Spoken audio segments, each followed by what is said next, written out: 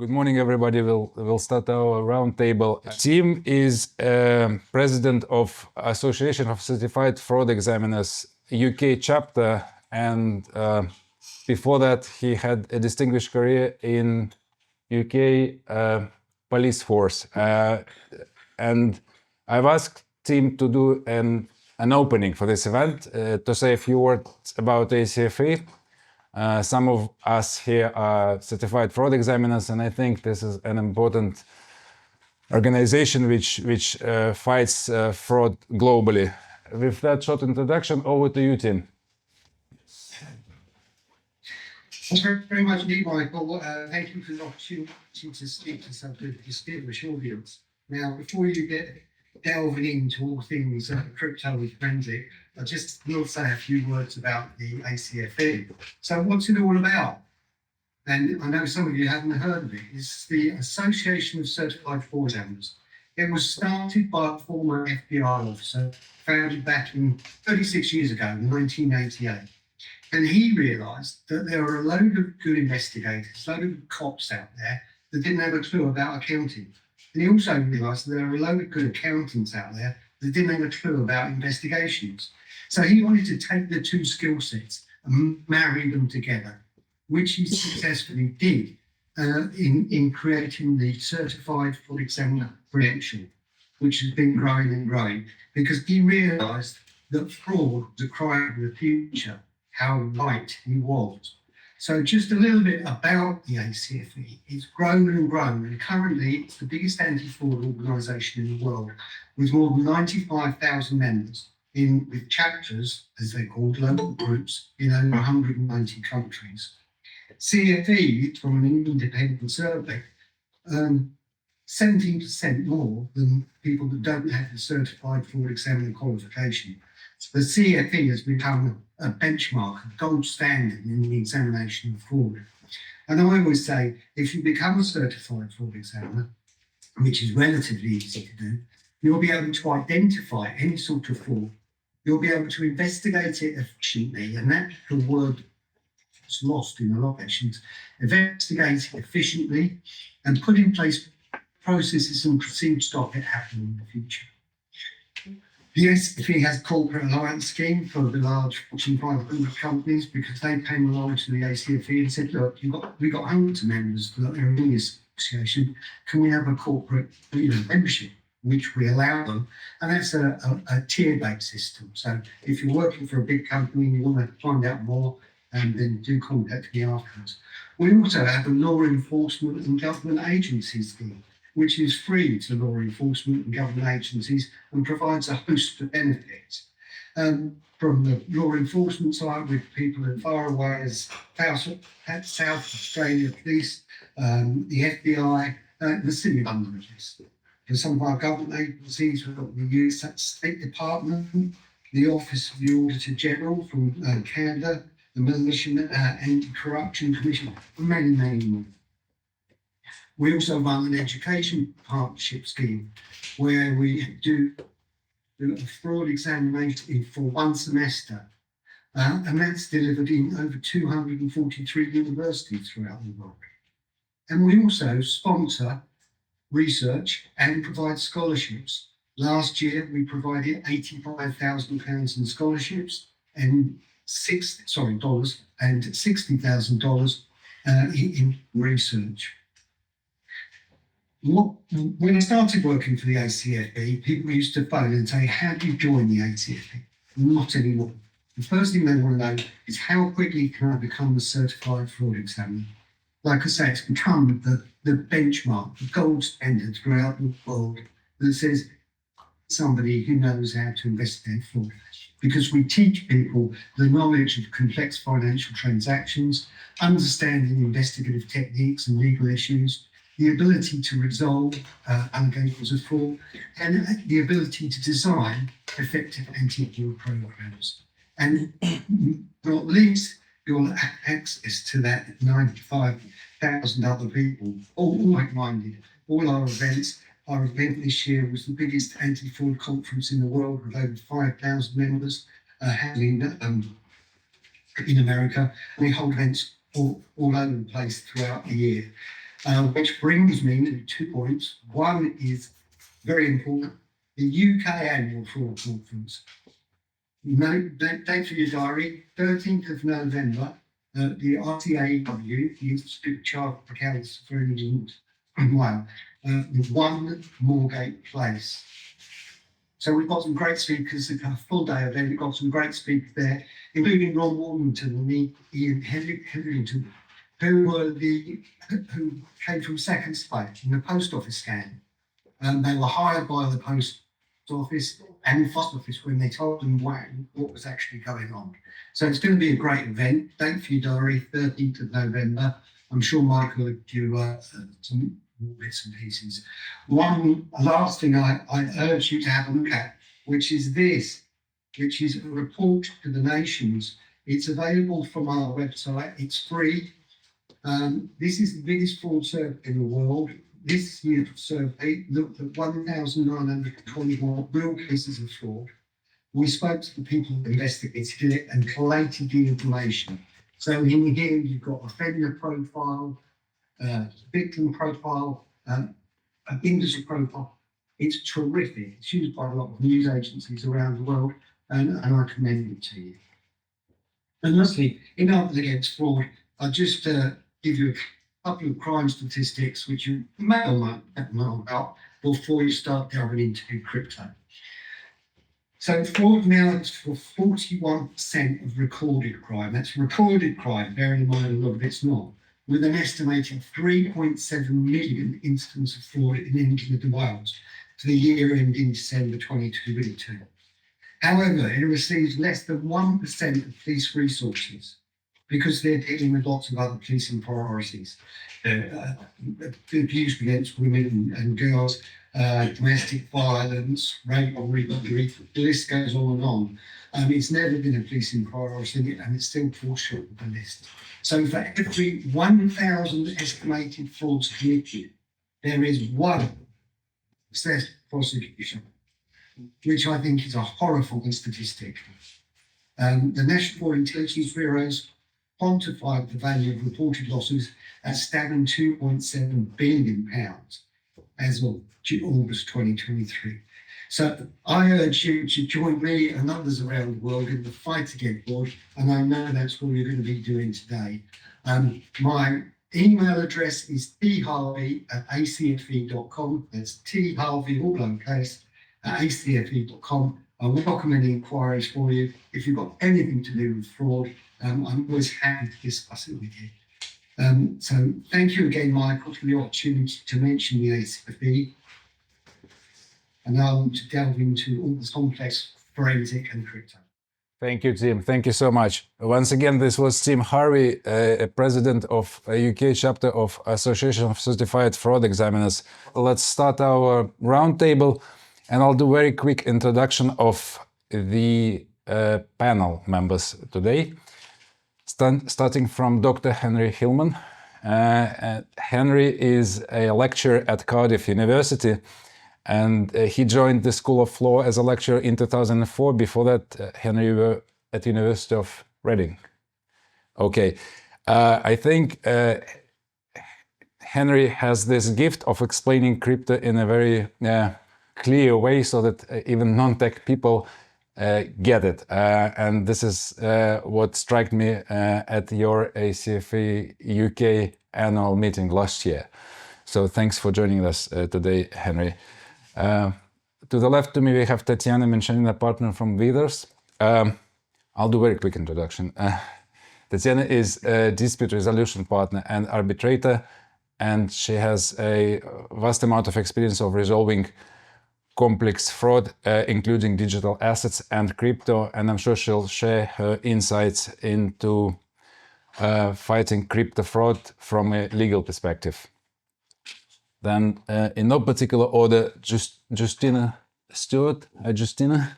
Yes, very good to see you here.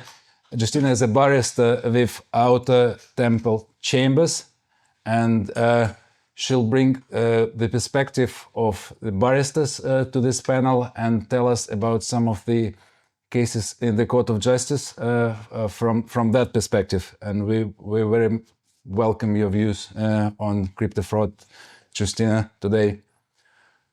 Then we have Nick Price.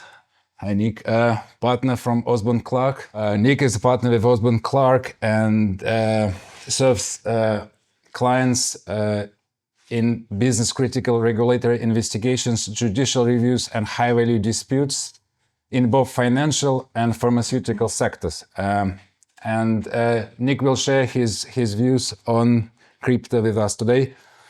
Finally, we have Mike Cumming-Bruce from Benchwalk Advisors, which is a litigation funder in London, quite well known. And I think Mike can give us unique perspective on how to finance, how to fund crypto fraud cases. Shall we start with actually you, Henry? The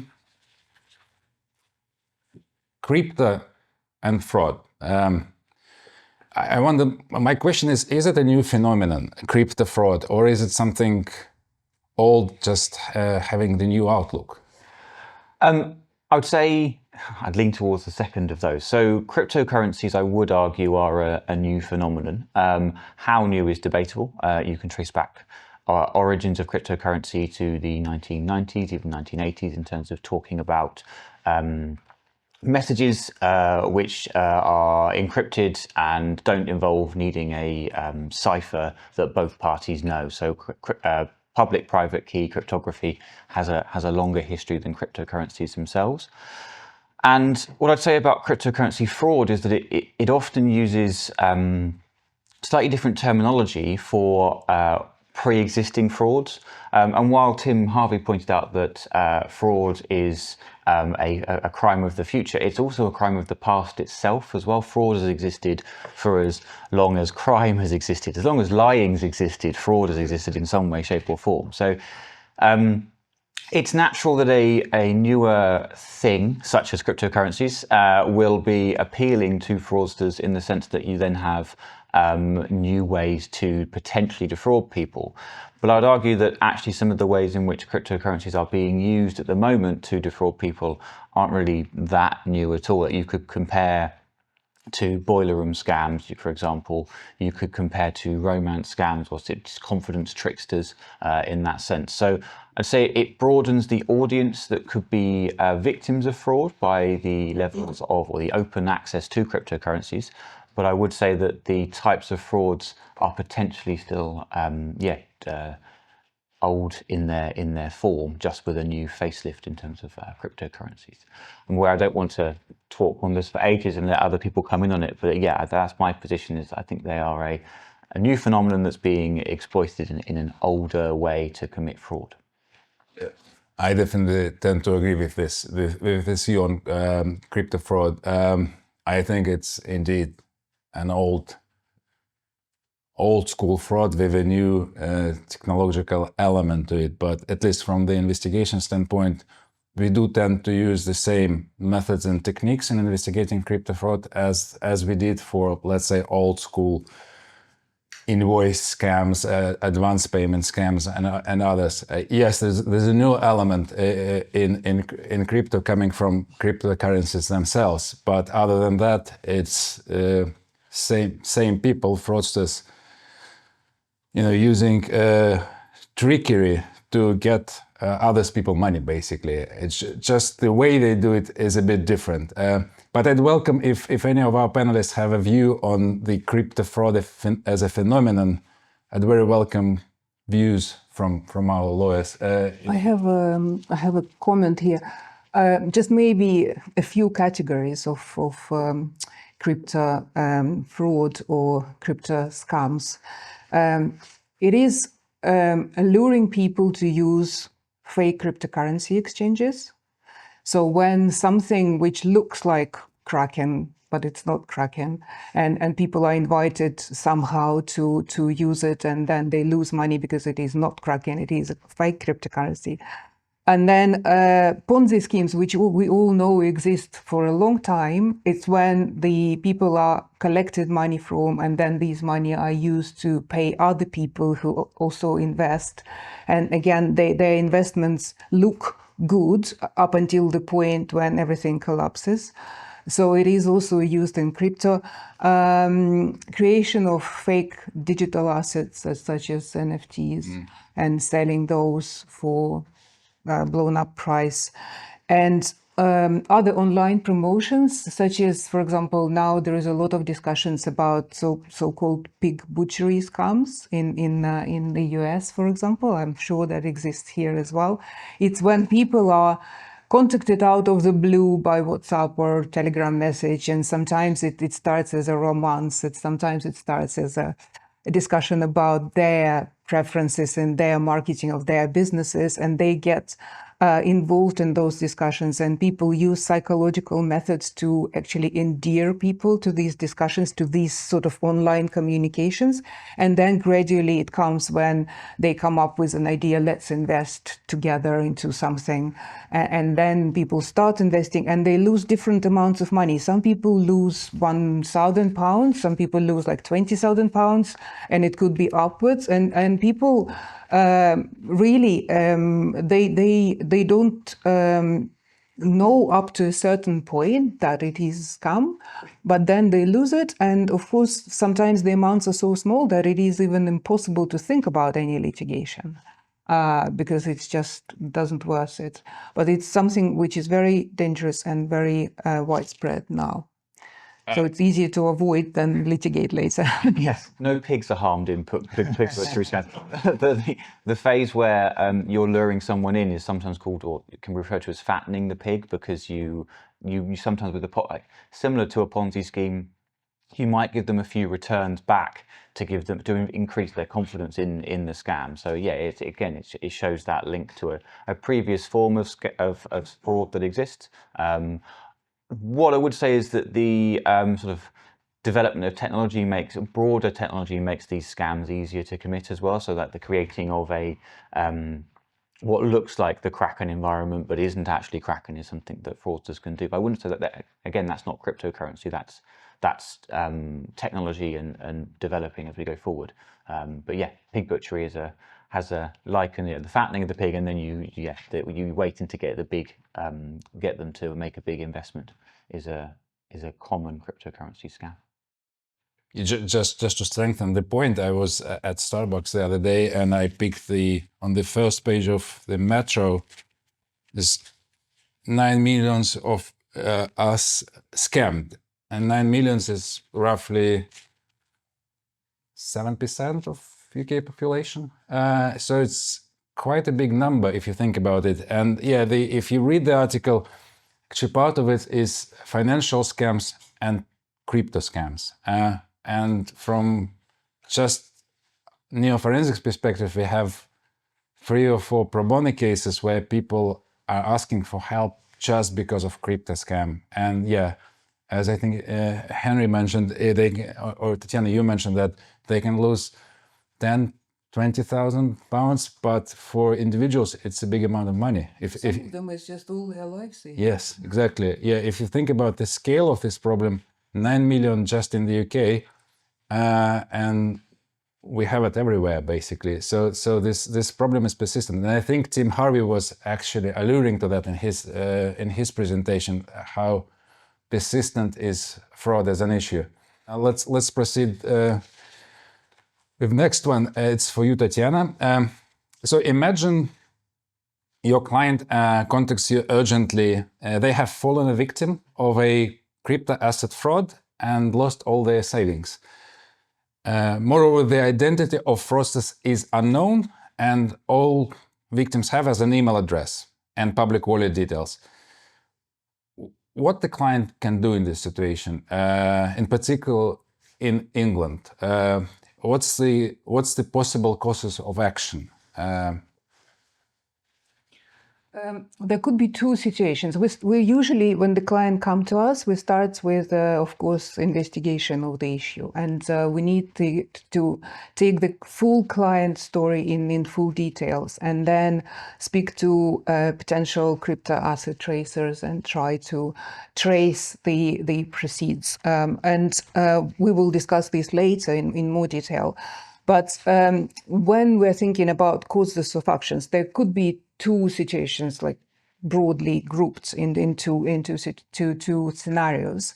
If, for example, the client is fraudulently induced to transfer their crypto assets, believing that it is for a valid investment opportunity, or if the client's crypto assets are stolen because someone get to know their passwords and their wallets details.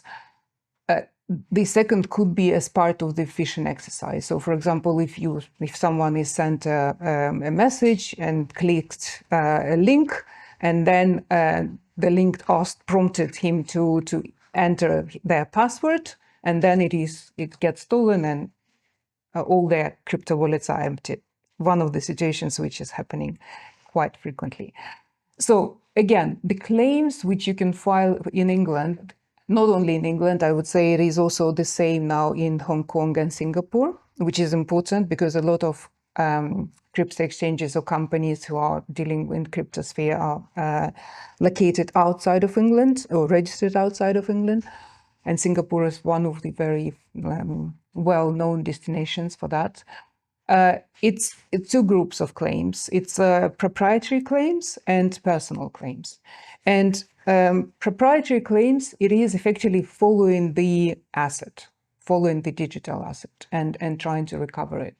And personal claims, they are claims against particular fraudsters, if they are identifiable or not identifiable, equally possible now, and potentially cryptocurrency exchanges and other agents or other providers. Also, if the client can establish a breach of trust or breach of fiduciary duty on part of the cryptocurrency exchange or even developers of particular software, there could be claims against these third parties for example, dishonest assistance or unconscionable or unconscionable knowing receipt. And there is also potentially, but harder, claims in breach of contract as against, again, agents or cryptocurrency exchanges, and breach of fiduciary duty, again, if you can establish this fiduciary duty. And the plethora of interim orders or interim injunctions, which is, I think, part of this question as well, Yep. either before or after the start of the claim are also available. For example, you can ask English court for the worldwide freezing order and ancillary information disclosure orders. And you can ask if it is a proprietary claim. And I must say that usually parties are thinking about combination of proprietary and personal claims. So proprietary injunction in relation of particular digital asset or the proceeds of it, or traceable proceeds of it. Norwich Pharmacal orders, it's orders for disclosure information against innocent third parties, and Banker's Trust order. Banker's Trust order, it is a form of disclosure order which usually applies to the claims which are claims in fraud. So you have to have a very strong case of fraud in order to apply for Banker's Trust order, but it is slightly wider than Norwich Pharmacal order because it also allows you to get the identity, to ask, for example, the cryptocurrency exchange to disclose the identity of people who are hiding behind particular email addresses or particular identifiable wallets, hot wallets, for example. Again, there is no guarantee that these orders will bring you full information about the fraudsters. And because of these, there is, as you know, we all one way or another have legal background or sort of have work in legal sphere. As you know, for any claim to be successful, it is necessary to serve it on the party. And how you would serve it, if the client knows only email addresses, sometimes they know the nickname of someone they were communicating on Telegram or WhatsApp, and this nickname is something like ex-papa or something, like meaning nothing in normal world. So you would not ask the court you would ask the court actually to serve on this particular ex-papa name, but there should be innovative approaches to the service. And the courts developed already these innovative approaches. They, for example, allow to serve by alternative means on email address, on NFT via blockchain. I believe that in the future there will be much more alternative service orders. Again, the courts are prepared to issue a service, to issue a worldwide freezing order or any other interim orders against persons unknown. And this is very important. This is quite a new thing, which started to develop not only with cryptocurrency claims. We had recently a claim against persons unknown where there was a defamatory article. And behind this defamatory article was sort of a sham website pretending to be financial media, using the fake names of the authors, which are very close to names of existing authors, just literally one. It's like it's like a Turkish bazaar. So you have the same famous brand, but one letter is different. So there the name is almost the same, but letter is different. And we, because in principle it was a person unknown, we obtained the service order from the judge in relation to the persons unknown in that sphere. But in fraud cases, especially against crypto, in cryptosphere, it is quite widespread. So usually the orders are against persons unknown. Claims are against, again, persons unknown, potentially plus those people those entities and people who you know, such as potentially exchanges involved. It could be a few exchanges. And this is all developing quite rapidly. Now there is approximately 15 at least cases I know in the UK courts which are either already decided or still ongoing. And the English courts demonstrate quite flexible approach to it. My only comment would be that I think it's interesting how some of the new approaches adopted by the UK courts are now being used outside crypto. Crypto is the cause of these innovative approaches, and particularly when it comes to service and the person, as you say, in the defamation case, it's just disappointing it's not going a little bit faster, because when you've got the innovative ability to have an NFT drop to permit service, we had an example recently where we weren't given permission to serve by any other means than personal service, because it was a traditional case, as it were. And the judge said, try harder. And I feel rather aggrieved that we couldn't just drop an NFT into a known wallet in that case. So I think it is good that the law is being pushed forward by new technology and new situations. Maybe the law can move a little bit faster. But that's the nature of common law, isn't it? I mean, what we did in the DIFC with the laws that we were drafting was really to future-proof them and try to design laws specifically for digital assets. So thinking, well, otherwise we're going to be waiting a long time. That's exactly right. And I think part of the goals for this discussion is actually to bring this topic a bit forward, because yes, fraud is as old as life, as humanity, as we've discussed in the beginning. But the new technology aspect makes it a bit more difficult to pursue, especially to get money back, which is always the key question. So would add one thing about that. The traceability of cryptocurrencies and digital assets is quite high, but then although you can get a freezing order, the effectiveness of that freezing order can be limited. With an NFT, I think it's easier because you can identify where that NFT is held, as it's held on a blockchain. For a cryptocurrency, it can be more difficult due to the speed at which that can be moved on. So you'll have the one wallet that it went to, and yes, with the tracing, you'll see where it eventually ends up. But then where it ends up isn't a fixed place either. That may keep moving, and it may be difficult for that to be frozen in the traditional sense. The problem is you don't know often where it's ended up. I mean, look at the Daloa case. I don't know if we'll be speaking about it later, but that's a prime example of needing to get a really good expert on board. Otherwise, the case is an absolute car crash. It's very technical, and you've got to have the right people on board. Yeah, thanks, Justina. I think you just started to bring the next question. So, Justina, I know that you're not that persuaded that crypto fraud claims are straightforward. Why is that? I mean, look, on the face of it, you know, they look like frauds, Ponzi schemes, whatever. We're all very familiar with those. You've got those technical issues, the tracing issues, which if you get wrong, car crash.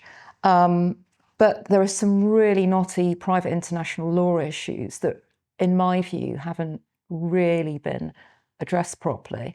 So there are two aspects to this: jurisdiction first, and then applicable law second. Jurisdiction: in which country's court should the parties litigate the dispute? Really important to get this right, because when faced with a request to recognise or enforce a judgment of a foreign court, most courts around the world, they're going to consider the basis on which the foreign court accepted jurisdiction before proceeding to determine whether it should be enforced. So, and if they consider it's improperly founded, well, they may well refuse the request. So you've gone through this fantastic trial, great result in the English courts, and what can you do with it? Nothing. Applicable law: which country's private law should be applied to the case? As we know, you've got civil law jurisdictions, you've got common law jurisdictions. There are differences between the common law jurisdictions. The answer might be very different. Just to give you one example of a case which I was involved in, it relates to the hacking of a wallet for almost 2,000 Bitcoin. So it was worth a fair amount. The fraudsters, at the time they perpetrated the fraud, they were based in Hong Kong and Singapore. The claimant, however, lived in England. Substantive relief was sought against Binance, Kraken, and remarkably in this case, we actually identified the fraudsters and, we would say, conspirators. Question: which was the correct jurisdiction? Which was the correct applicable law? Any takers? English. Now, just because I'm an English barrister, I mean, I think in English law that would be the right. In actual fact, it was pursued in the Florida courts because, with some brilliant investigation, they discovered that the fraudsters had landed in Miami and had bought up property there. So it made complete sense in that case to pursue the case in Florida and to apply relevant US law. So it just shows you've really got to be quite nimble. But question, okay, you could enforce it, so there were some assets against which you could enforce but I'm not sure conceptually whether it was the correct result. Well, anyway, we'll see. And of course, I was gutted because. But the question is, why is determining jurisdiction and applicable law so hard for crypto? Well, modern systems of private international law, they're premised on a territorial basis. So jurisdiction, a state's authority to adjudicate, it's limited to its territorial boundaries. And applicable law, the rules are usually expressed in terms of a physical location. These are called connecting factors, and they basically link the legal issue to its so-called natural home. And the connecting factors might be location of property, location of where the event actually occurred, the location of a particular person. And the core challenges in emerging tech sphere arise because the transactions, the events, the objects, they transcend national borders, whilst the law is confined to those territorial borders. So there's a real issue there, and it's particularly acute for DLT, distributed ledger technology. It's DLT's foundational premise is that it's deliberately designed to avoid recourse to a central authority for the storage, management, and security of the data, all of which is recorded on the distributed ledger. So what you've got a master copy of the ledger, and it's stored on every single computer or device that in turn is connected to the DLT network. So imagine how many users there are going to be all over the world. And each device contributes to that storage, management, and securing the ledger. So it really is decentralized, it's omni-territorial, and it's unsurprising that it's been said that in this context, digital assets are everywhere and nowhere. So that's the founding problem. But looking at jurisdiction as a separate question, in English court, what's so complex in English courts? Okay, so just in a summary, what do you need to show? You need to show a good arguable case that each of the pleaded claims falls within one or more of the so-called gateways. And there are a specific number of gateways. 2, you've got to show that there's a serious issue on merits, and then 3, in all the circumstances that England and Wales is the right forum for the dispute. So just focusing on the gateways. Now, Mr. Justice Foxton, as typically brilliant, he said, and I quote, "The gateways serve the important purpose of providing an objective, justifiable, and to a significant extent, internationally recognised nexus between a claim and this jurisdiction." Now, the thing is, we've seen a lot of, he didn't put it in this way, by the way, but we've seen a lot of fanfare about interim relief, disclosure orders, worldwide freezing orders, all of that being granted, hurrah. But the basis of the decisions are not clear, they're not consistent. And that, in my view, is going to cause potential issues once you get to the enforcement stage, which, of course, Mike is delighted about. Well, we're all delighted about, because what we actually want to do is enforce. So you need to get it right at an early stage, such that the decision you get for permission is well thought out. It considers various alternatives, and you need a proper record of that decision that you can take to a foreign court. But then, just looking at some of those gateways and just to show some of the issues that arise, if we look at the different so-called connecting factors that are used by the English court to found jurisdiction, location of damage or detriment, well, the court's approach, it's been absolutely all over the place. In Iron Science, place where the claimant was deprived of access to the misappropriated crypto. Tulip Trading, the place where the claimant would experience the deprivation of access. Okay. Case of Reyes, the place of the claimant's habitual residence or where the claimant conducts business. But then Jones, the place of the claimant's domicile. And then a whole load of other cases were talking about the location of the crypto when it was misappropriated.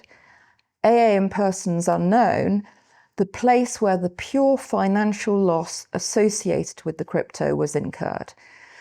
Now, I won't go into it because it's far too early in the morning, but there's a significant degree of conceptual contradiction, in my view, between these approaches.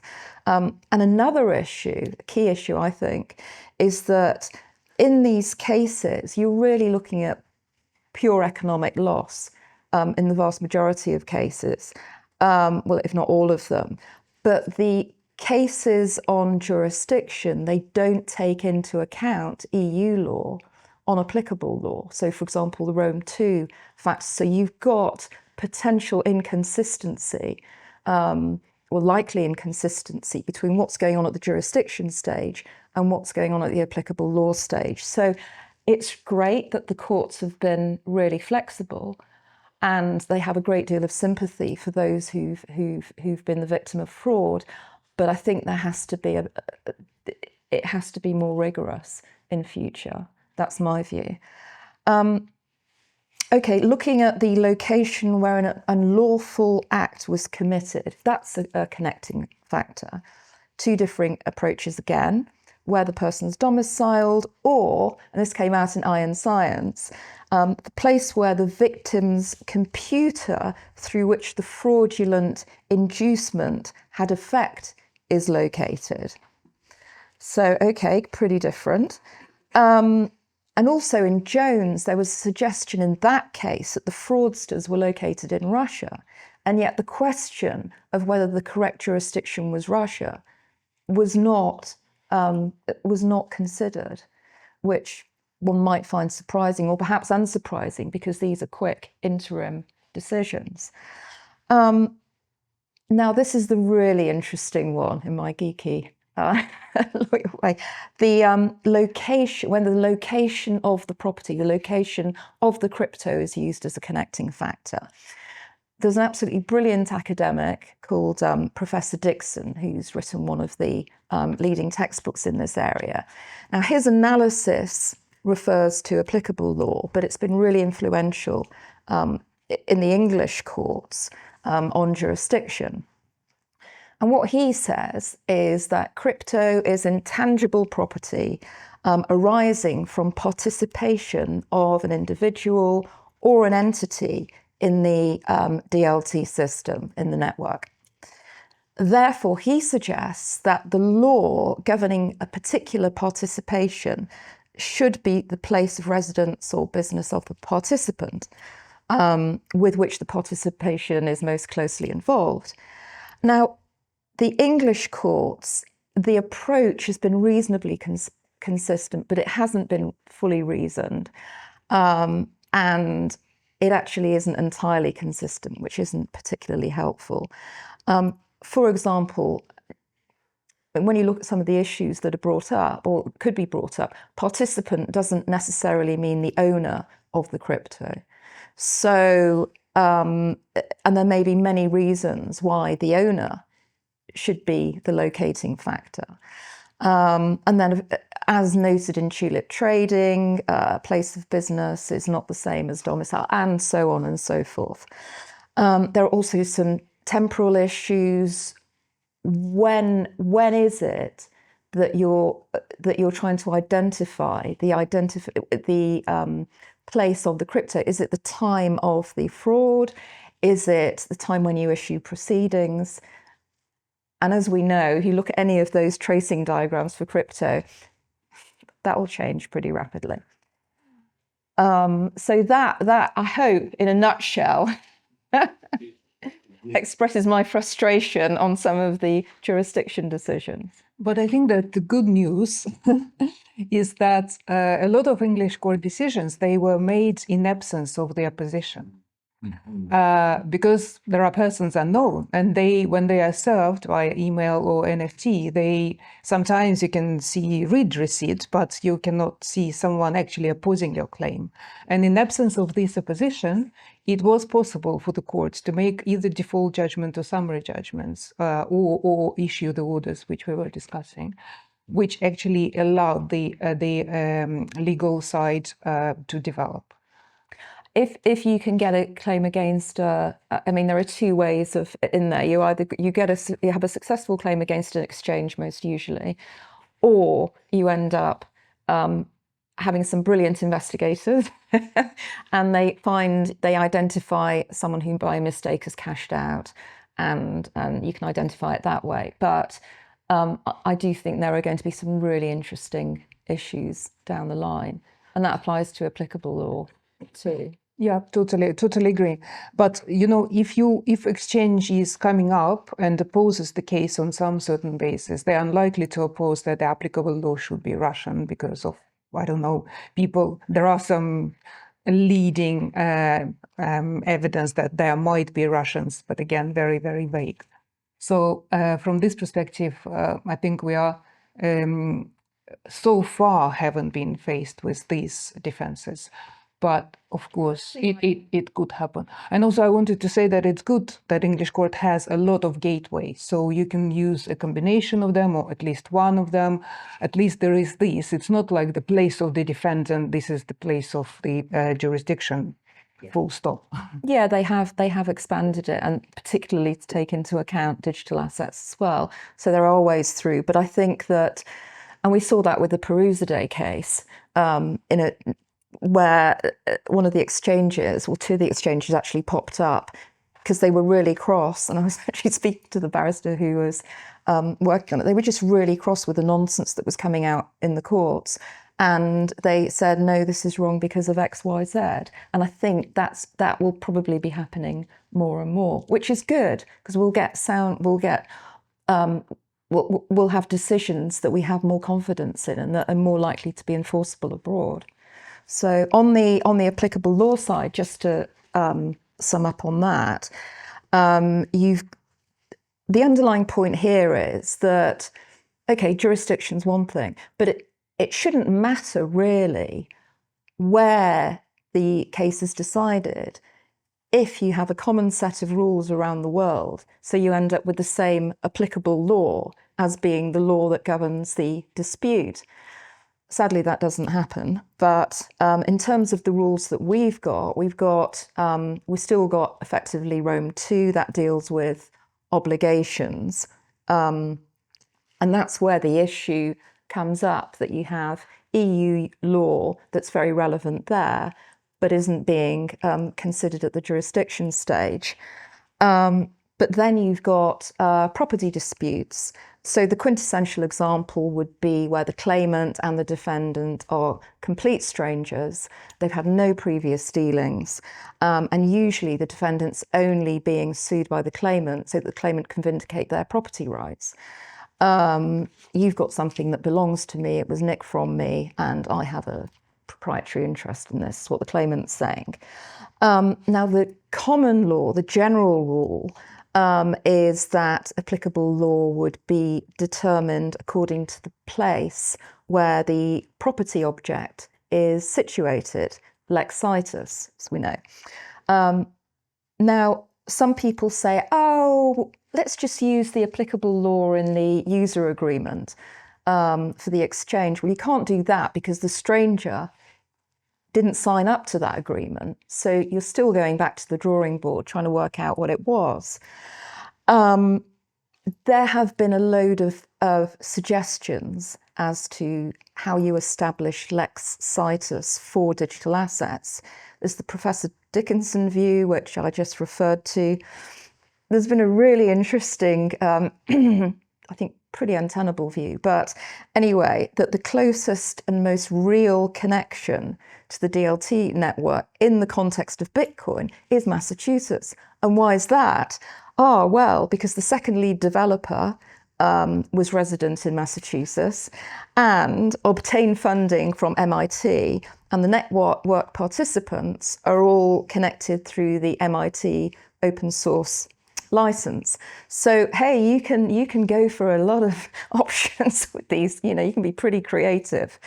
But where the law seems to be landing now is the location of the owner or the transferor.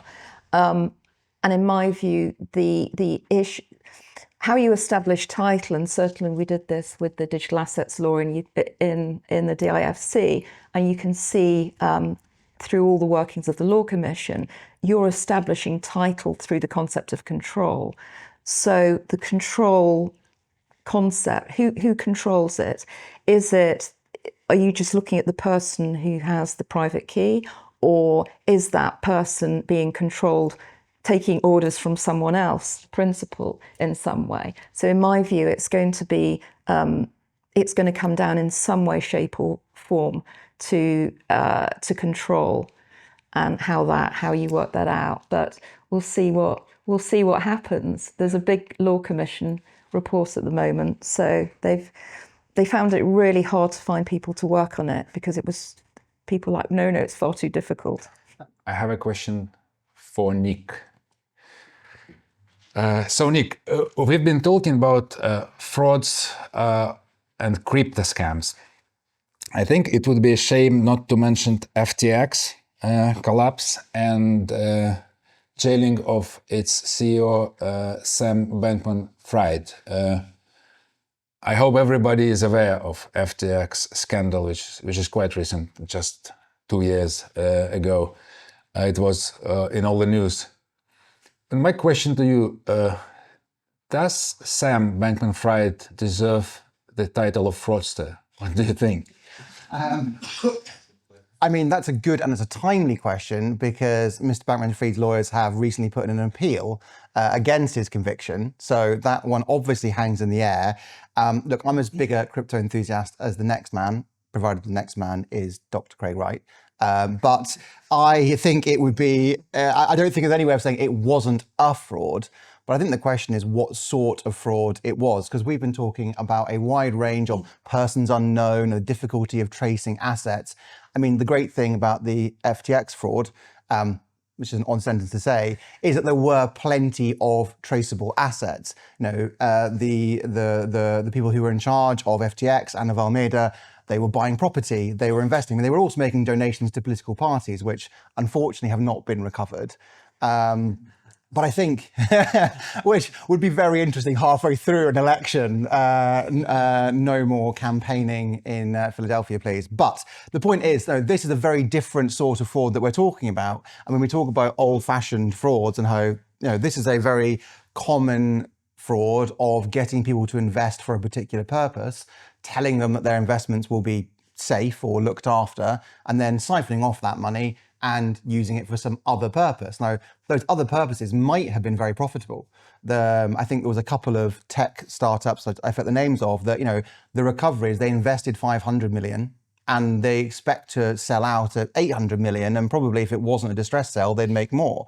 PwC have said that 98% of people, and that's an interesting number because I wonder who the 2% are, but 98% of people who were invested on FTX will get 120% of their investment back. Now, obviously, Bitcoin is worth a lot more than the 18% recovery there.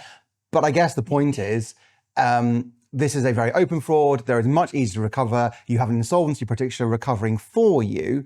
So what sort of fraud has been committed here? FTX went down because of a liquidity crisis which allegedly, potentially might have been started by one of FTX's biggest competitors, Binance. A massive announcement saying, oh, we think there are some problems here, we're going to liquidate all of our holdings when those holdings are so significant, is of course going to cause a run on a business. If it hadn't had that liquidity crisis, if all of this hadn't come out into the open when it did, would all of those investments have returned? Would in fact again, let's be clear, it was a fraud. He was taking money and using it for other purposes, but would that money still have been in the system? Would it have been necessary to go into insolvency? And frankly, if it hadn't been so embarrassing for all of the political parties who'd taken money, all the high-level celebrities who'd invested, and frankly, for the CFTC, who were supposed to be regulating, would they have hit Sam quite so hard? So I'm on first name terms with them, obviously. But would they have hit him quite so hard? And I guess my question, which brings it back to something of real relevance, is there's fraud and then there is the sort of regulatory fraud. He was charged with and convicted of wire fraud. That suggests that crypto is a security. And in the UK, that wouldn't stick, right? So in the US, they've made a big play in a number of high-profile cases saying this is a security, so we can get you for securities fraud. Now, I think all of the individual investors would have had a very decent, just basic misrep claim of saying, you said my money was safe and it wasn't. That's fraudulent misrepresentation. I'll have a civil claim, please. But should Mr. Bankman-Fried have been convicted of these regulatory offences? And that leads me to my conclusion here, which is, I think, no, because of the state of regulation at the point everything went wrong. Should crypto be regulated? Which would it make it easier for all of the small claimants we've been talking about who've lost their money to recover? I mean, the natural step in fraud is regulation. And I think with crypto, introducing a level of regulation that wasn't in place at the time would give a level of protection to the smaller consumers who can't afford to bring the expensive litigation that is unfortunately necessary. And it would also increase the level of transparency. And it also means that we could hold people who do commit these sorts of frauds accountable on a more secure platform. I think at the time when it was actually happening, I saw the interviews of Sam Bankman-Fried, because he was interviewed right at the time of unfolding of the crisis. And it's quite interesting because what you've said actually now resonates with what I've seen. Was it a fraud or mismanagement or both?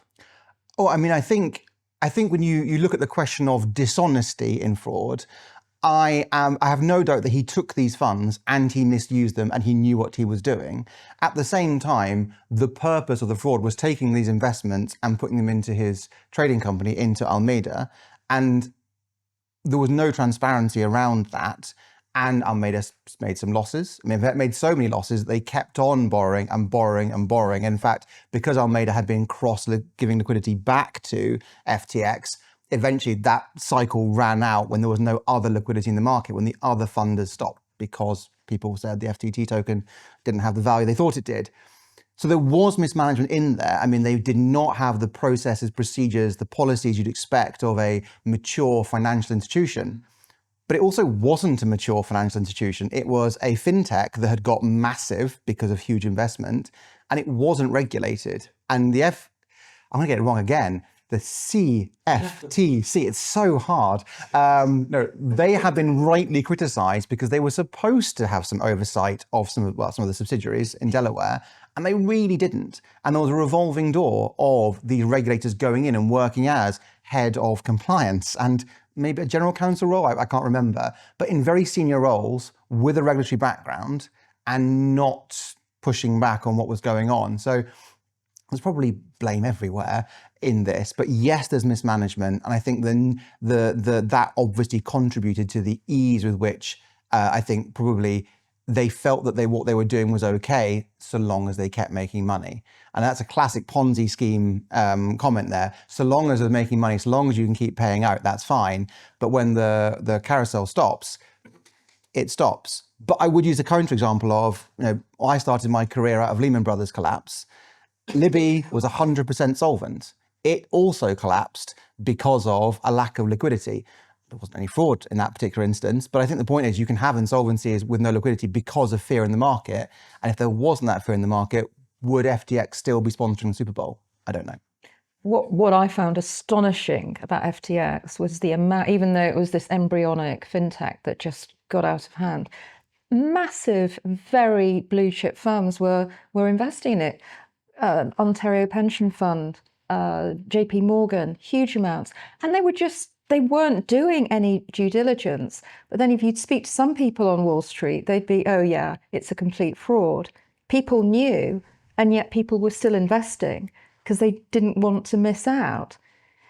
I find that mind-boggling. So it's not just the fault of the regulators, it's these people who should have known better, frankly.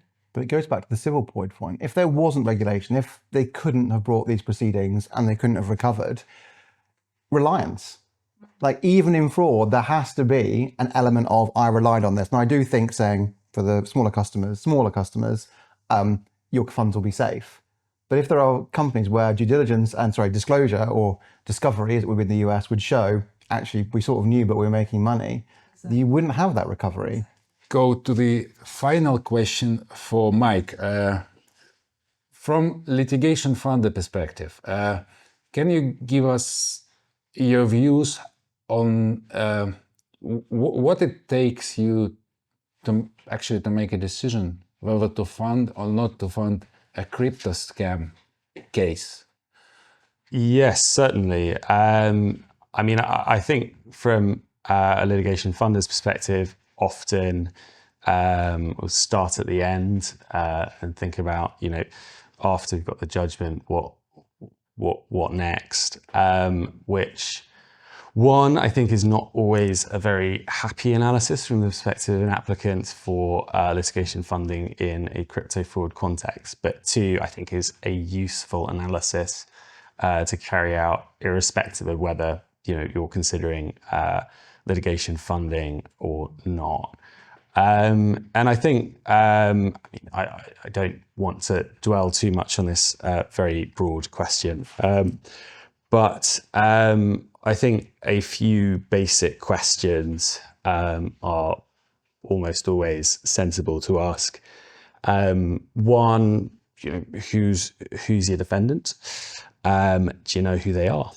A lot of crypto fraud is adverse to persons unknown. That's almost invariably going to be fatal from the perspective of litigation funding. But more generally, it's worth thinking about, do we know who these people are with sufficient specificity to obtain and then enforce a judgment of any kind? Also, the assets, what are you going to enforce against? Is the defendant, a legitimate cash generative business, or is the defendant a shell company with a repository of crypto that may or may not be magic beans, or a North Korean methamphetamine cartel, all the various options that there may be out there. And to be honest, from a funding perspective, really you are going to want a legitimate cash generative business, and that is probably going to limit the choice of defendants to quite a small handful, really, exchanges, potentially issuers of well-known coins. But it is going to be tricky often, I think, in fraud cases. The question of value also is relevant, obviously, to the assets themselves. Often, clearly, if you are limited in your recoverability options to digital assets only, you've got to consider the volatility risk there, often very considerable. But as you touched upon, often this is a point that's not lost on fraudsters. So if you are in the happy situation of having, well, at least not entirely happy, but if your crypto has been stolen and reinvested in the Florida real estate market, then Hurricane Milton notwithstanding, you are probably comparatively better position. And you do strike lucky. Yeah. And if it's the cases that do work, and I was mentioning during the break that the cases I've seen that have worked, they've often been under seal in the Florida courts. They've got brilliant investigators on at a very early stage, and the fraudsters made a mistake, and they've, by doing that, identified themselves. So.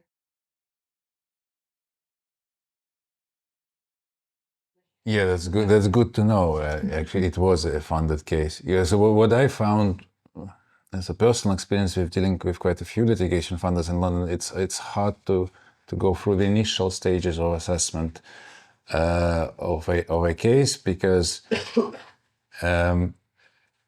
quite a lot of work needs to be done by investigators and lawyers to actually bring the case to the funders and to investment committee.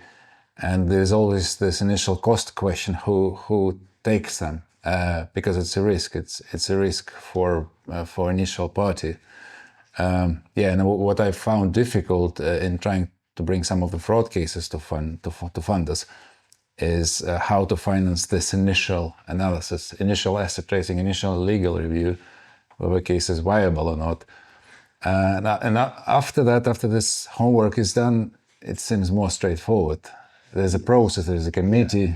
Yeah. I think that's completely right. And I would say on that, probably the best way to get funders comfortable is to have a body of data showing that, for every X number of these initial investigations, recoveries are Y. But I think absent that, if you're just looking at it on a standalone basis, it is likely that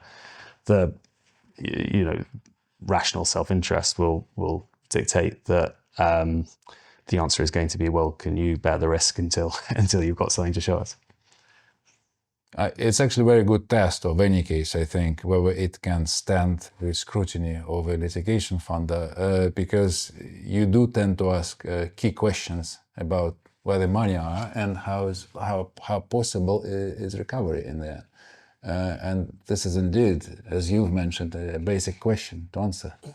I think that is true, and indeed, look, it's a service happy to offer free, even if people aren't interested in funding in a serious way, to ask on an anonymous basis for a quick and dirty assessment of whether something is fundable, or the questions that you might ask, because it's true that our interests are perhaps more aligned with those of the claimant than other stakeholders.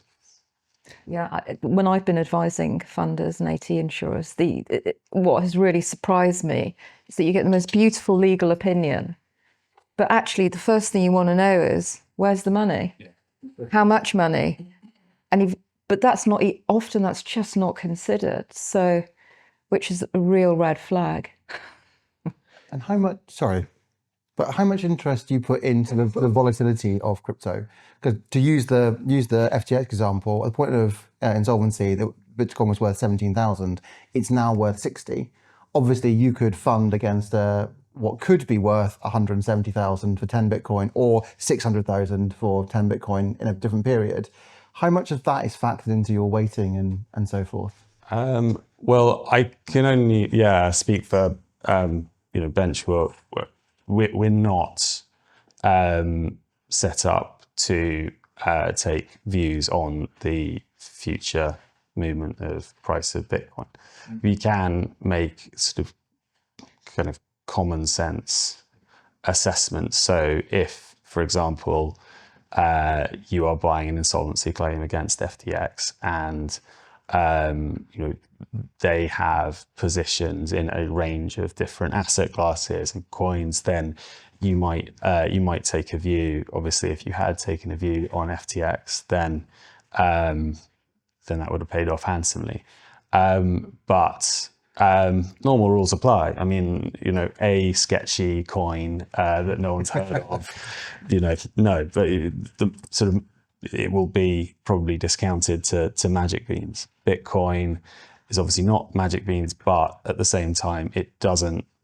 The problem of the cash flow problem. These don't produce cash flows as a consequence. The value is a function of basically how much value folks think it has in the future, and that is very difficult to take a view on. Certainly, it's not something that we would take a view on. So yeah, we want some more.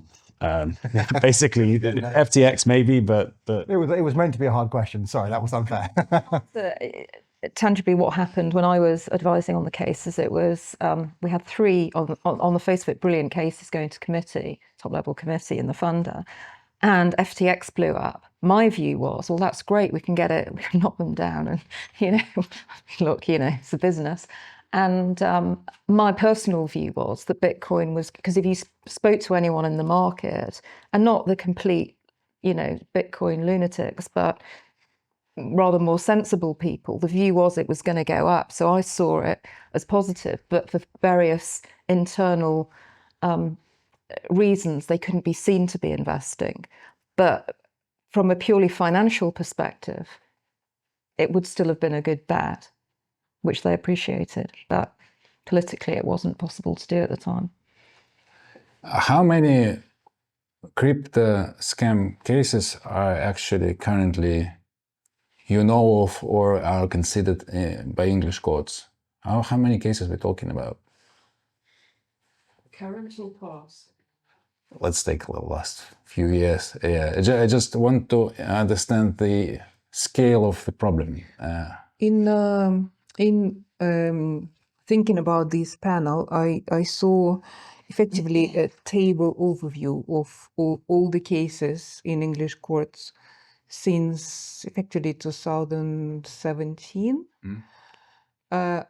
I didn't count them, I must say. Okay. But and also there is a few cases which went through different stages or had the same or additional defendants, but effectively the same issue.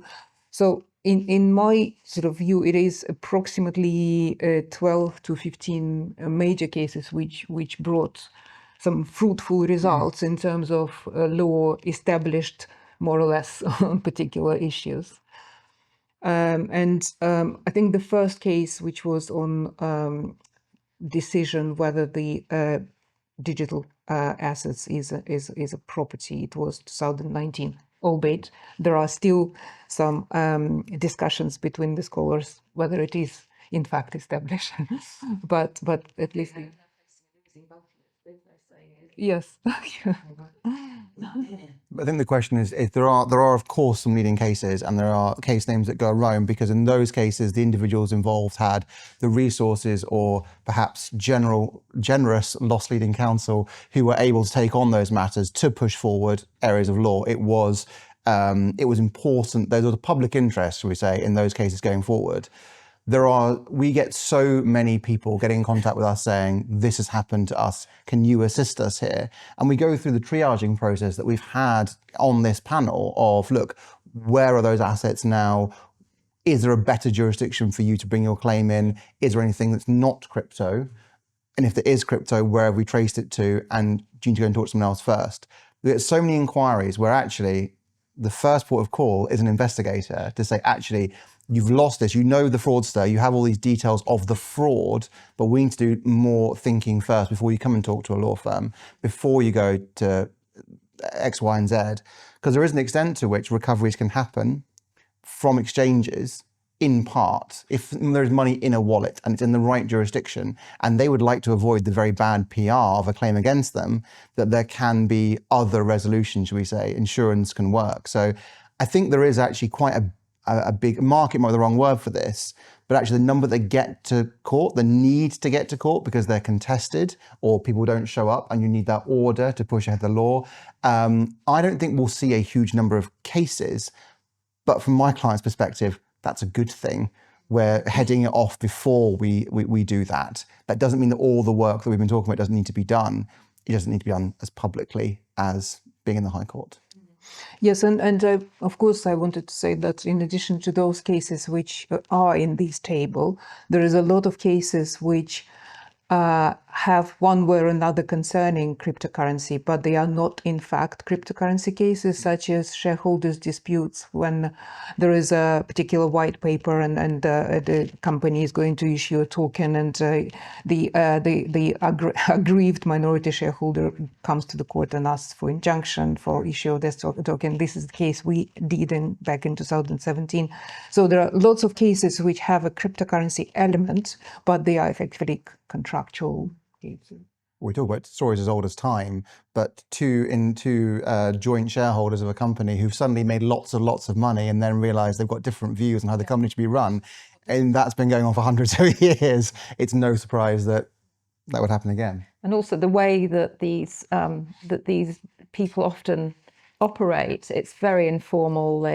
They met at Stanford or wherever they met, and it's, oh, isn't this an exciting idea? But nothing was put on paper. So it's even more extreme than many of the shareholder disputes. It is absolutely so. And we had one very surprising to me case when I was previously working in Simmons & Simmons in derivatives department, and it was each word in the contract or private asset, each word in the contract is under the microscope. And then you see a contract made by communication on a specific messaging platform, which literally, would you take my NFT as a security? Yes, I would, but, and whatever. And it is actually, in the end, it was acknowledged by the Singapore court as a valid contract in absence of the opposition. But anyway,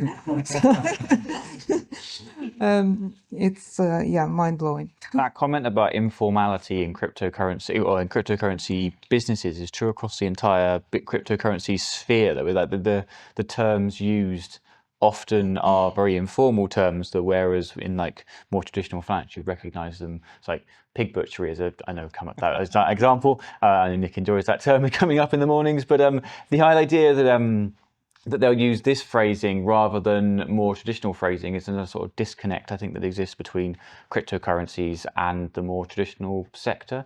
And so that it's maybe a smaller barrier, but it does act as a bit of a barrier in terms of cases being taken seriously. If I suddenly invested in Hindem coin or water coin, like these randomly small, like informal arrangements, people might not think they can actually bring cases in that situation. So I think coming back to the original question that Michael posed around the number of cases, yes, only a handful come forward, but I think that is the number of cases probably isn't indicative of the amount of fraud that's taking place in the sphere. And for whatever reason, people may be unable to bring the cases due to funding, but they may also feel they're unable to bring the case due to the amount of money they lost, the pride that's been hurt on their perspective as well, the sort of nascent formality or the lack of formality to cryptocurrencies. I agree, Henry. I feel the same from dealing with some of the victims of crypto fraud, that the amount of potential claims is overwhelming. The amount of cases which actually make their way to a law firm is much, much less because, yes, there's a question of loss, which is sometimes not very big to justify the full-blown legal proceedings. And also there's a question of pride, as you rightfully mentioned. Some people are so embarrassed to talk about it. They don't even want to talk to us investigators about this because it's an embarrassment for them. So Tatiana mentioned 12 to 15, a dozen of cases in English court. How many of those cases actually reached a judgment stage? Do you have any idea about recoveries? The recoveries made on any of these cases? In a couple of cases, there was a delivery up order made against the crypto exchanges, where they were traceable proceeds, and the crypto exchanges were asked by the court to deliver certain amount of the equivalent to the cryptocurrency to the court's office.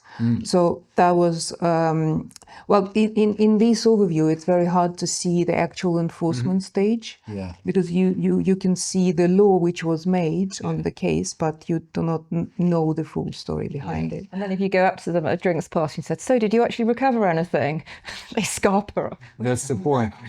Yeah, that's the point. And I think, we're coming here to one of the key questions which we discussed with Mike about funding and about recoverability of the cases. So it would be interesting to know if actual recoveries were made.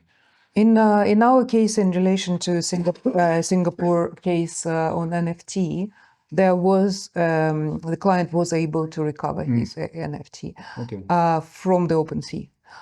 So it was quite lucky, because again the perpetrator or the other side, they never appeared.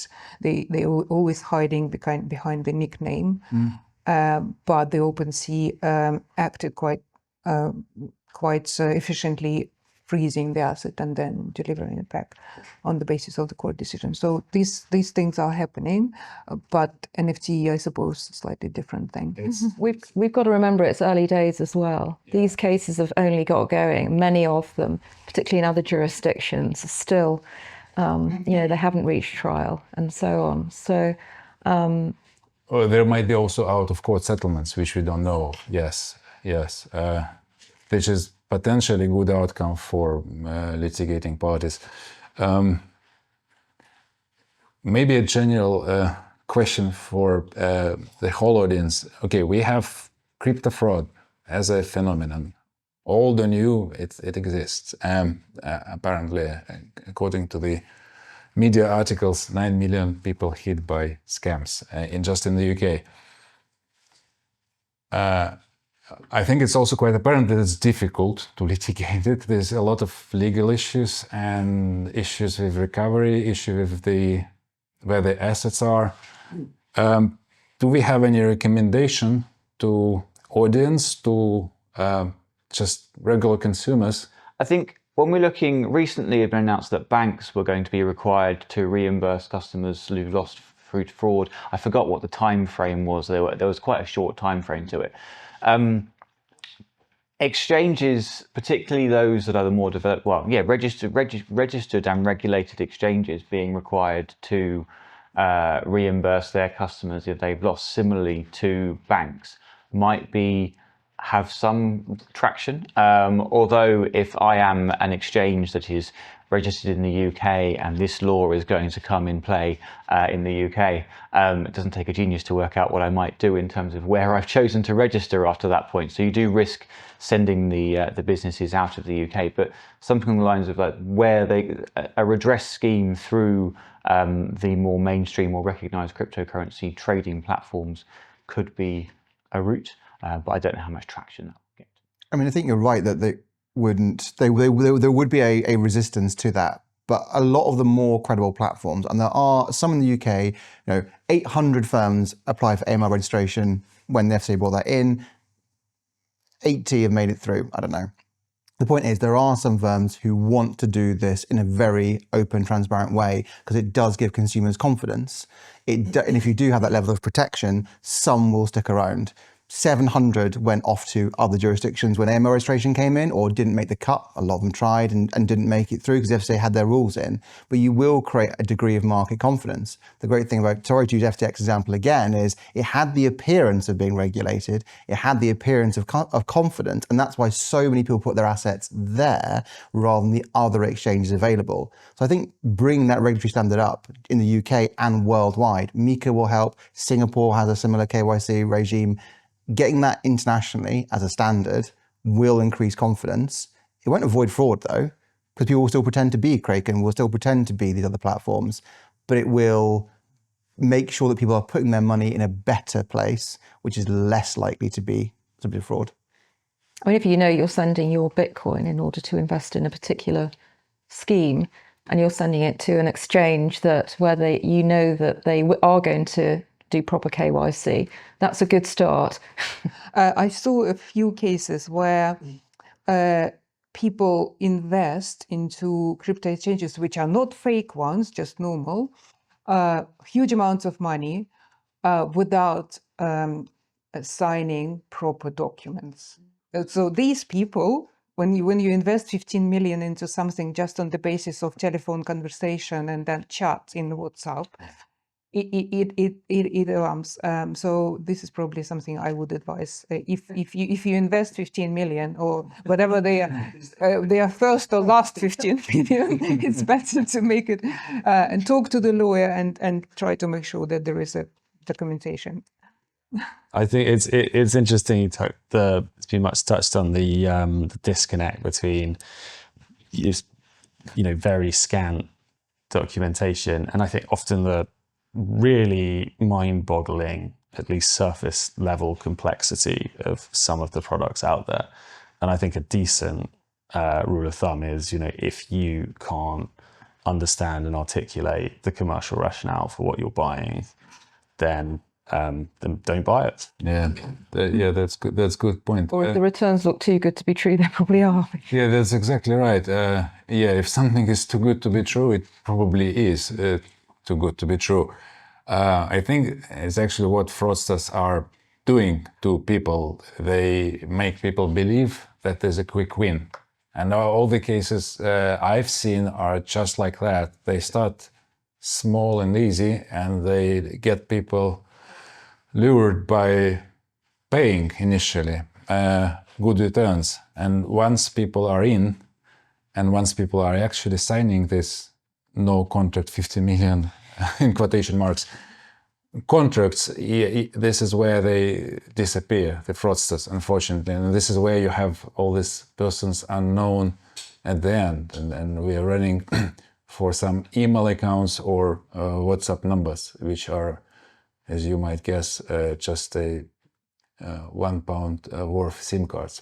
But it isn't, as a final point, these problems, there are cases out there that are good cases where early on you've identified the fraudster, maybe because they have in the past been very active on Instagram and so on. and you can get some good results. So don't be too despondent. It remains as interesting as other areas of fraud. No, that's absolutely right. I think there's one thing to prevent it if you can, but if you fall victim of fraud, definitely there's a way to explore if you can recover through legal proceedings, through litigation funding, if applicable, and through proper investigation.